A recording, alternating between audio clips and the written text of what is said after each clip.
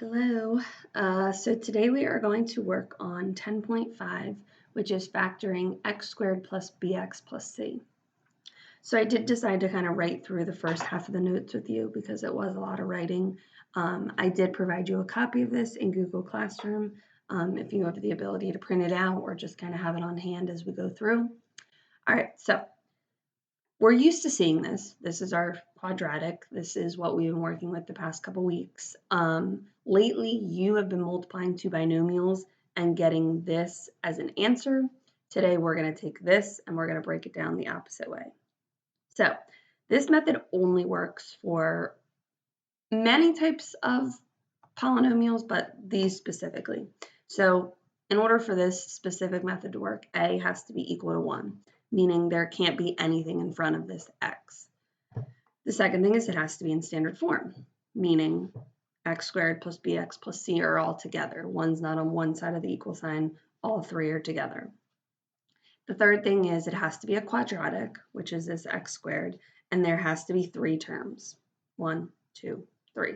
So it can't work if the c is not there, it can't work if the b is not there. So it's got to be a quadratic trinomial. All right, so we're going to run through the steps kind of as we go through the example.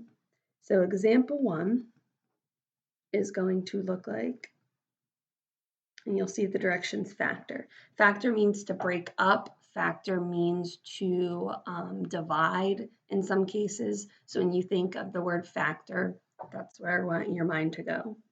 So let's start with x squared plus 8x plus 15. Okay, so step 1 says line A, B, and C up vertically. So A is 1, B is 8, C is 15. Okay, so far so good. Then you're going to multiply A and C. So in this case, because A is going to be 1, this number here is always going to be whatever C is. Once we start doing more complicated problems next week, this number will change. So that's step 1 and 2. You line them up vertically, you multiply the first and the last. So this is where it gets a little tricky. Find two numbers that add to make B, so 8, add to make 8, and multiply to make 15. So think about the factors of 15. We've got 1 and 15. Do 1 and 15 add to be 8? Nope. And then really your only other option is 3 and 5. 3 times 5 equals 15. 3 plus 5 equals 8. So that's our magic number. So we are going to write that down here. So 3 and 5. And sign does matter. In this case, these are all positive, so these are going to be positives. Then it says put AX underneath. So A is 1. Okay, it looks a little goofy, I know. Your last step says write as two binomials. So you're probably wondering how we go from sort of weird fractions to two binomials. You are going to write your x first and then sort of go up. X plus 3, x plus 5. And that is your answer. So remember last week we were starting with these binomials and you were ending with this. This week we're starting with this, ending with this. So we're sort of doing just the opposite of what we did last week. All right, so let's try one where our signs get in the way. So we have x squared minus 11x plus 24.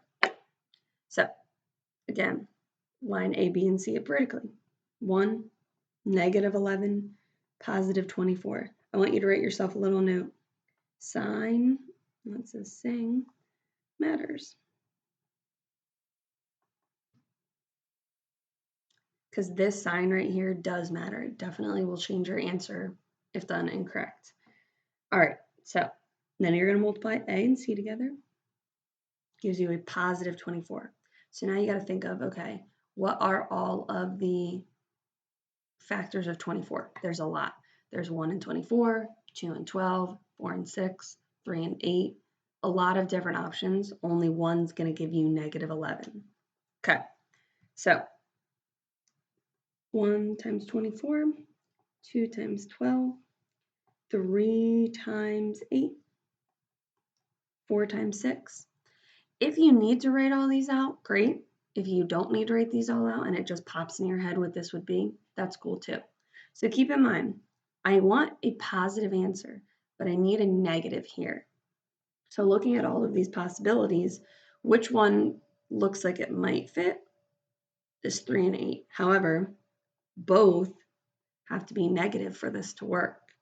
So -3 and -8 are your options, because -3 plus -8 is -11, and -3 times -8 is positive 24. So that's where that sign really does matter.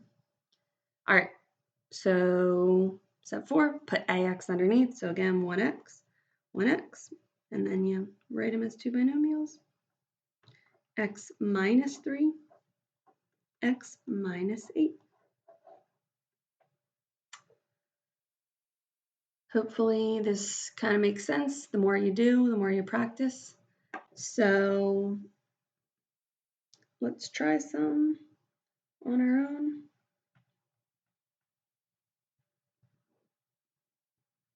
X squared plus x minus 6 and w squared minus 7w minus 8.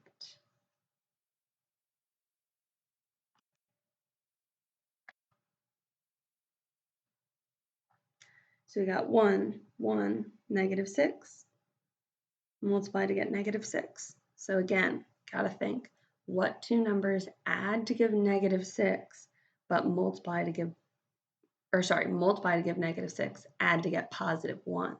So if you're getting 1 as your middle number, these two numbers are going to be close to each other, because 1 can't be 7 and 1 or 6 and 1. They've got to be two numbers close to each other. So what two numbers are close in numbers but multiply to 6? 2 and 3. But remember, I can't use +3 and +2 because that would be +6. So one of them has to be negative. I want a +1 as my answer, so negative has to lie in the smaller number, because 3 plus -2 is +1, not the other way around. 1x, x plus 3, x minus 2. So if there's no sign in front of it, you can assume it's positive. And the last one, -7, -8. I'm looking for two things that multiply to -8, add to give me -7. So this is sort of the opposite. If this number is large, that means that the difference between the two numbers is going to be a pretty big gap. So this one will probably be 8 and 1. Well, again, +8 and +1 won't give me, so one of them has to be negative. Now my answer in the middle is negative, so 8 is negative. 1x, x minus 8, x plus 1. That is it. So I'm going to write your homework down for the night. It's in the textbook, page 599, numbers 12 through 23 all. I want to say it's 12 problems. Good luck.